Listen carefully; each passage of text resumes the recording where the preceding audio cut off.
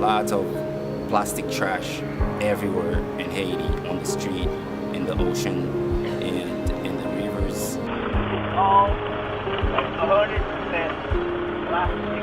I'm sitting on right now. Everywhere you go, you will find plastic. People make big piles of it and burn it.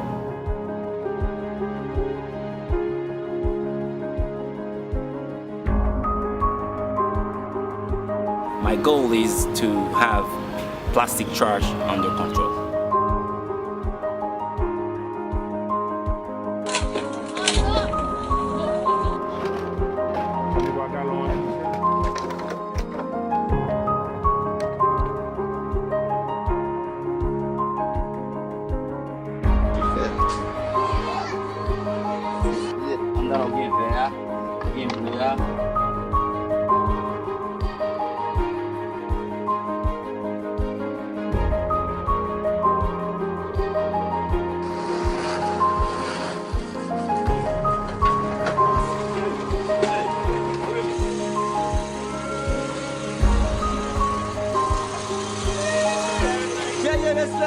We're still in the phase of educating the people, let them know how important this project is for the community.